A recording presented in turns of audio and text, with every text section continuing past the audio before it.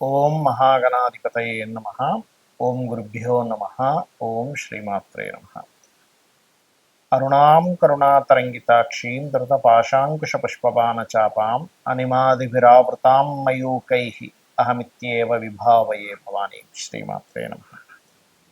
ప్రేక్షకులకి ఆ లలితాంబిక అమ్మవారి యొక్క అనుగ్రహం పరిపూర్ణంగా కలగాలని మనస్ఫూర్తిగా కోరుకుంటూ మనం ఈరోజు ప్రాపర్టీ విషయం, అంటే ఒక జాతకుడు తను స్వయంగా సంపాదించుకునే ప్రాపర్టీ యోగం ఎలా ఉంది, అసలు ఏ గ్రహాలు బలపడాలి స్వయంగా సంపాదించుకోవాలంటే. ఇక రెండవది ఏంటంటే తండ్రి ద్వారా వస్తుంది ఒక్కోసారి, అంటే తండ్రి యొక్క ఆస్తి జీవుడికి వస్తే మంచిదా, అసలు తీసుకుంటే మంచిదా కాదా, అసలు వస్తుందా లేదా అనేటువంటిది. కొన్నిసార్లు తాతగారిది, మరి కొన్నిసార్లు తల్లి యొక్క తండ్రిది, లేదా తండ్రి యొక్క తండ్రి తాత విషయంలో చూసుకుంటే. అదేవిధంగా ఒక్కోసారి అన్నయ్య నుంచి కానీ అలా కూడా వస్తూ ఉంటాయి. కొంతమందికి ఇద్దరు కలిసి ఏదైనా వ్యాపారం చేశారు, అప్పుడు అతను వ్యాపార లాభాలు వచ్చాయని, ఇంకోటి ఏదైనా కారణాలు కొంతమంది ఇష్టంతో ఇస్తూ ఉంటారు. అలాగా సిబ్లింగ్ యొక్క ప్రాపర్టీ వచ్చే యోగం ఉందా లేదా అనేటువంటిది కూడా ఉంటుంది మన జన్మజాతకంలో. అదేవిధంగా పిల్లనిచ్చినటువంటి మామయ్యది, లేదా ఒక్కొక్కసారి అమ్మాయికే మామయ్య ఆస్తి వచ్చే ఛాన్సెస్ ఉంటాయి. ఆ రకంగా ఎలా ఉంది. అదేవిధంగా గవర్నమెంట్ లీజ్ ద్వారా వస్తాయి కొన్నిసార్లు. 99 ఇయర్స్కి లీజ్ వచ్చిందండి ప్రాపర్టీ అంటుంటారు. అవన్నీ కూడా అసలు ఎలా చూడాలి జన్మజాతకంలో. ఇవి ఎందుకు చూడాలి అంటే, ఒక్కొక్కసారి ఆ ప్రాపర్టీస్ తీసుకోవడం వల్ల ఇబ్బంది ఉంటుంది, కొన్నిసార్లు ఆ ప్రాపర్టీస్ వల్ల వాళ్ళకి ఎదుగుదల ఉంటుంది. దానికి ధనభావం పడితే అద్భుతమైనటువంటి ఎదుగుదల ఉంటుంది, దానికి షష్టాష్టకాలు ఈ రకమైనటువంటి కాంబినేషన్స్ పడితే ఇబ్బందులు ఉంటాయి.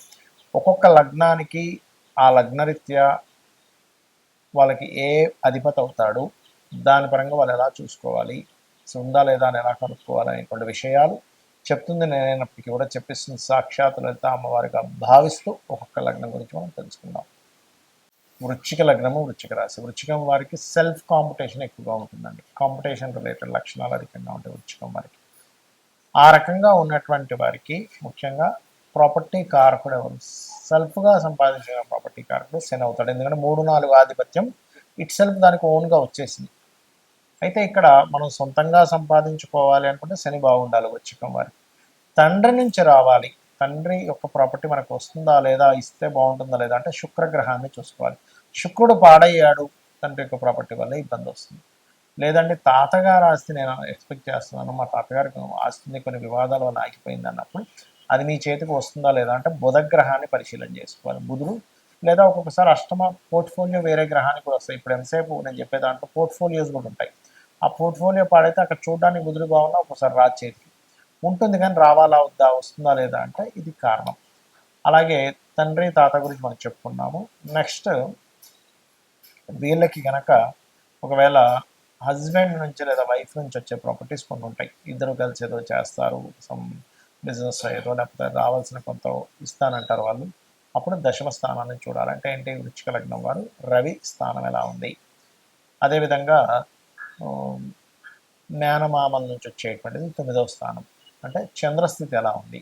లేదా పిల్లనిచ్చినటువంటిది, లేదా అబ్బాయిని, ఈ ఒక అమ్మాయికి అబ్బాయి అంటే ఐ మీన్ వాళ్ళ భర్త నుంచి, భర్త యొక్క తండ్రి అంటే మామయ్య నుంచి వచ్చేటువంటి ప్రాపర్టీస్ ఎప్పుడు కూడా ఏంటంటే సప్తమ స్థానం శుక్రుడు అవుతాడు. సప్తమాత్ భాగ్యస్థానం అనేటువంటిది ఇక్కడ చూసుకున్నట్లయితే శని అవుతాడు. అక్కడి నుంచి అంటే 6వ స్థానం కుజగ్రహం బాగుంటుంది. అంటే మీ లగ్న షష్టమాధిపతి కనుక బాగుంటే మామయ్య నుంచి ఆస్తి అనేటువంటిది వస్తుంది. ఈ రకంగా అమ్మమ్మ నానమ్మ అనుకుంటే ఒక భావం ఉంటుంది, అంటే 3వ స్థానం తీసుకోవాలి.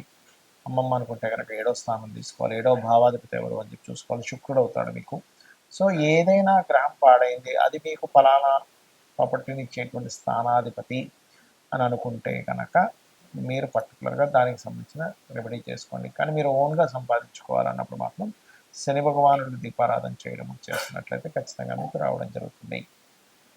ఈ ప్రాపర్టీ విషయంలో సొంతంగా కొనుక్కోవడం ఒక ఎత్తు, మీ బంధువర్గం నుంచి రావడం అంటే తాత తండ్రి మామయ్య అన్నదమ్ములు గవర్నమెంట్ రావడం ఒక ఎత్తు. అయితే ఎప్పుడు కొనుక్కోవాలి, ఇది చాలా ముఖ్యమైనటువంటి విషయం. ఎప్పుడైనా ఏదైనా ప్రాపర్టీ కొనుక్కోవాలన్నప్పుడు ఎప్పుడు కొనుక్కోవాలి అంటే, మీ జన్మజాతకంలో సొంతంగా కొనుక్కునేటప్పుడు 4వ స్థానం గుర్తుపెట్టుకోండి. 4వ స్థానము లేదా కుజుడు, భూములు కొనుక్కోవాలన్నప్పుడు కుజుడు దగ్గర కానీ బుధుడు దగ్గర కానీ గుడ్ ట్రాన్సిట్ ఉండాలి.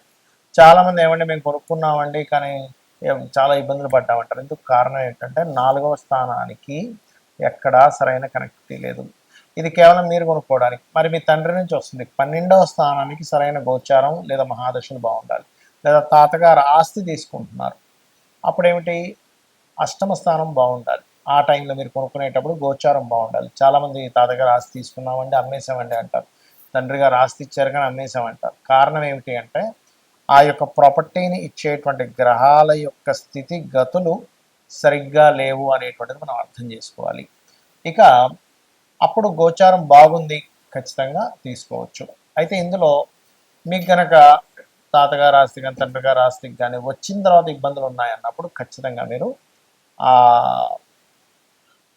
ప్రాపర్టీని యాజ్ ఇట్ ఈస్గా అమ్మేసి ఇంకో ప్రాపర్టీ కొనుక్కోండి. యాజ్ ఇట్ ఈస్గా వాళ్ళు సంపాదించినటువంటి ఆ ప్రాపర్టీ ప్లేస్లో యాజ్ ఇట్ ఈస్గా మీరు ఉండకూడదు. లేదా రెంట్కి ఇచ్చేసి, ఇప్పట్లో అమ్మలేమన్నప్పుడు దాన్ని రెంట్కి ఇచ్చేసి ఇంకో దగ్గర ఉండడమైనా మంచిది. ఇక అదేవిధంగా బాగోపోతే అమ్మేయాలని చెప్పాను. మరొక విషయం ఏంటంటే ఇక్కడ మరి ఎప్పుడు కొనకూడదు అంటే కేతు సంబంధం లేదా పాపగ్రహం గనక, ఇంతకుముందు నేను చెప్పినటువంటి భావములు అంటే ఏ కాంబినేషన్స్ వల్ల ఎవరి నుంచి ప్రాపర్టీ వస్తుంది లేదా సొంతంగా కొనుక్కుంటారని చెప్పని అక్కడ కనుక పాపగ్రహ సంబంధాలు ఉన్న, ముఖ్యంగా కేతు సంబంధం కనుక వస్తే ఆ టైంలో మీరు కొనడం కానీ, ఇంకా ఎందుకంటే ఆ టైంలో అమ్మే టైం నడుస్తుంటుంది మీకు. కొంతమంది ఈ ప్రాపర్టీ అమ్ముదాం అనుకుంటారు, కేతు సంబంధం వచ్చినప్పుడు ఖచ్చితంగా అమ్మేస్తారు. కేతుతో పాటు గురు సంబంధం కూడా వస్తే మంచి రేటుకి అమ్ముతారు. ఇట్లా ఉంటుందన్నమాట. అలాగే సిమ్టమ్స్ ఏమిటి, మీరు అనిపించవచ్చు ఏమిటి, నాకు ఈ ప్రాపర్టీ పనికి వస్తుందని నాకు ఎట్లా అర్థం అవ్వాలి.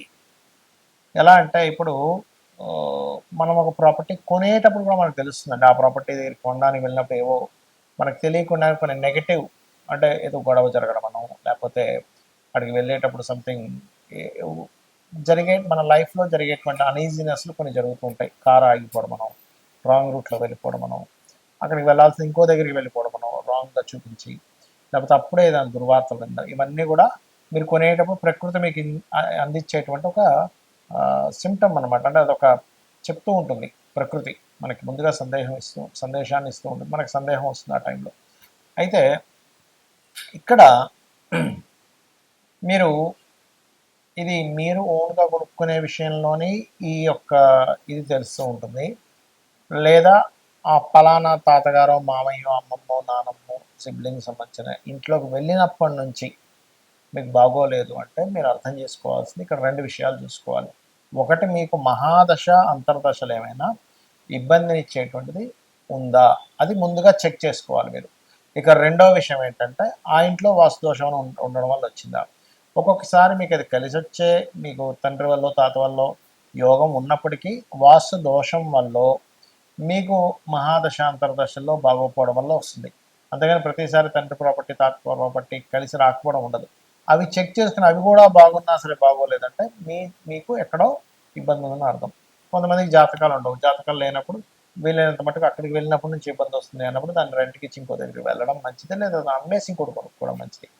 ఇక ప్రాపర్టీ పరంగా ఇలా ఉందండి, మేము ఏం చేయాలి, ఇప్పుడు సొంతంగా ప్రాపర్టీ కొనుక్కోవాలన్నా లేకపోతే ఎవరైనా సరే ఏదైనా ప్రాపర్టీ పొందాలన్నా ముఖ్యంగా గురు కుజ గ్రహాల దగ్గర దీపారాధన చేస్తూ ఉంటే తొందరగా ప్రాపర్టీ యోగం వస్తుంది ఒకటి. రెండవది, మణిద్వీప వర్ణన ఖచ్చితంగా ప్రాపర్టీ యోగాన్ని, ఏదైనా గృహం కొనుక్కోవాలనే యోగాన్ని కలిగిస్తుంది. సరే, ఇవి ఓకే, ఒక ప్రాపర్టీ కొన్నాము, అది కబ్జాలోకి వెళ్ళిపోయింది, లేకపోతే లిటిగేషన్స్ ఏర్పడ్డాయి, గొడవలు నడుస్తున్నాయి, ధర్మబద్ధంగా మీరు ఉన్నారు, అయినా సరే ఆ యొక్క ఆస్తికి సంబంధించింది మీకు ఎంతో పోరాడుతున్నారు, రావట్లేదు. అలాంటప్పుడు వారాహి అమ్మవారి యొక్క స్తోత్రము, వరాహస్వామిని పూజించడము, ఇవి చేయాలి. మీకు ఈ రకంగా కనుక మీరు చేసినట్లయితే మీకు ఖచ్చితంగా రావాల్సిన ప్రాపర్టీ రావడము, అదేవిధంగా ప్రాపర్టీలో ఏదైనా ఇబ్బందులు ఉన్నా సరే తొలగిపోవడం అనేటువంటిది జరుగుతుంది. కాకపోతే ఇది ఎన్ని రోజులు చేయాలి అంటే మీకు ప్రాపర్టీ క్లియర్ అయ్యే వరకు ఈ అష్టోత్తరాలు చదువుకోవడం చేయండి. కొనుక్కోవాలన్నా కూడా, ఏదైనా ప్రాపర్టీ కొనుక్కోవాలన్నా కూడా ఇందాక నేను చెప్పినట్టుగా గురు కుజ గ్రహాల దగ్గర దీపారాధన రెగ్యులర్గా చేయండి, మంగళవారము బుధవారం. ఇలా చేసినట్లయితే ఖచ్చితంగా మీకు రావాల్సిన ప్రాపర్టీ వస్తుంది. శ్రీమాత్రే నమః.